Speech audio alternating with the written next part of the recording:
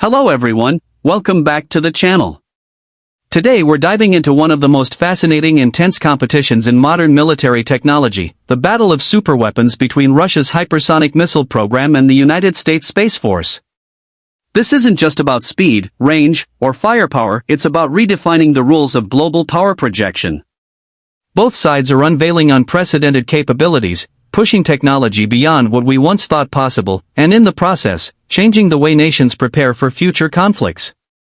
This is an in-depth look into their designs, capabilities, and the unique features that set them apart. Let's start with the exterior designs of these cutting-edge systems. Russia's hypersonic arsenal, particularly weapons like the Avangard and Kinzhal, takes a sleek yet brutalist approach to engineering.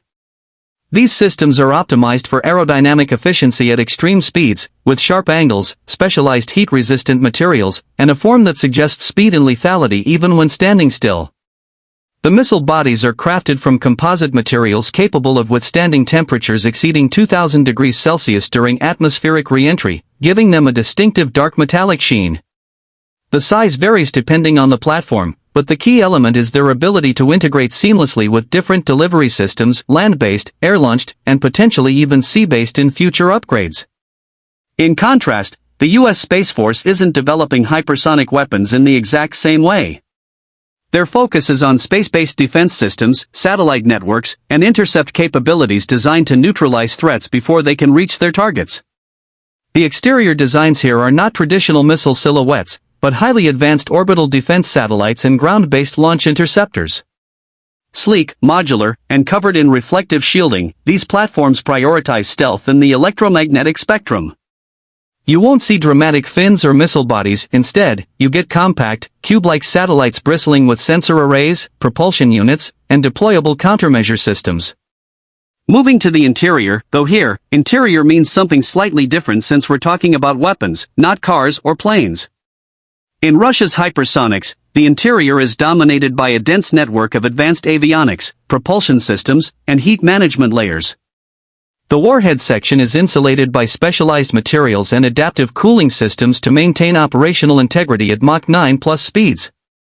In the case of the Avangard, there's a sophisticated glider vehicle that can maneuver unpredictably while descending toward a target, and this is controlled by a hardened onboard guidance system shielded from electronic interference. The interior of the US Space Force's platforms focuses on advanced AI-assisted target tracking, encrypted communications modules, and redundant power systems to keep them operational for years in the harsh environment of space. Lightweight but immensely strong, the internal structure prioritizes survivability against both physical and cyber threats. Performance is where the differences become the most pronounced. Russia's hypersonic missiles are designed for raw offensive capability. The Avangard, for example, can reportedly reach speeds of Mach 20, covering vast distances in minutes. This speed, combined with its maneuverability, makes it almost impossible for current missile defense systems to intercept. The Kinzhal, launched from aircraft like the MiG-31K, offers rapid deployment flexibility and the ability to strike targets over 2,000 kilometers away. The underlying concept is overwhelming speed and trajectory unpredictability, rendering traditional defenses obsolete. The US Space Force's performance advantage comes from its high-ground perspective. Its satellites can monitor global movements in near real-time, coordinate with missile defense networks, and launch interceptors within seconds of detecting a threat. Using kinetic kill vehicles and directed energy systems, the US can theoretically disable incoming hypersonics before they even enter the atmosphere. While these space-based intercepts are still developing, the strategic benefit is persistent surveillance and defensive dominance, not just offensive strikes. Safety features are rarely discussed in the context of weapons, but both sides have their own versions. For Russia, safety comes in the form of secure arming mechanisms, environmental hardening against electromagnetic pulses, and redundancy to prevent accidental launches. The guidance systems are designed to fail-safe in the event of a malfunction, ensuring that the weapon either self-destructs or falls inert before it becomes an uncontrolled hazard. On the US side, safety protocols focus heavily on preventing accidental engagements from orbit. Complex authorization codes, multiple command verifications, and AI oversight ensure that no single point of failure can trigger a launch or intercept. Additionally, many of the US systems are modular, meaning damaged components can be replaced without risking the entire platform. When it comes to unique selling points, Russia's hypersonic weapons stand out for their raw deterrent capability.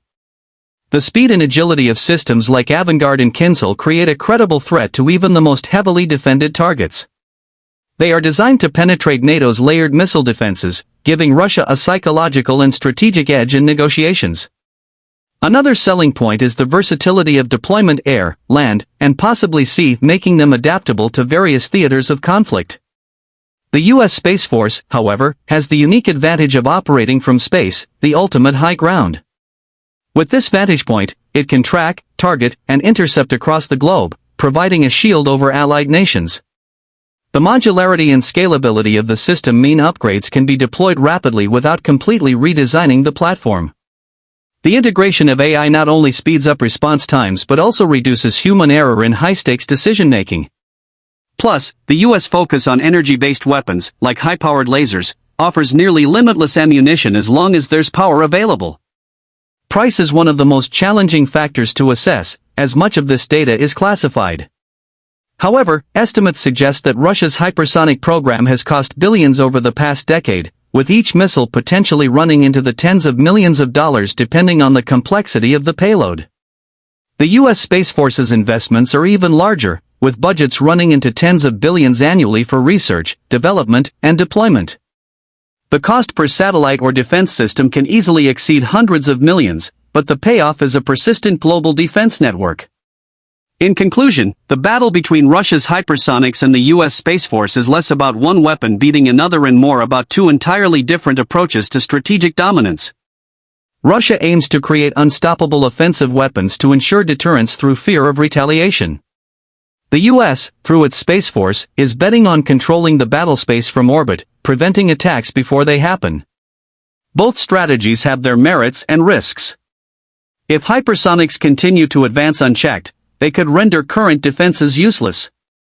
If space-based defenses succeed, they might make such weapons obsolete before they see widespread deployment. What's certain is that this technological arms race will define military strategy for decades to come, and the side that innovates faster may well hold the key to future global security.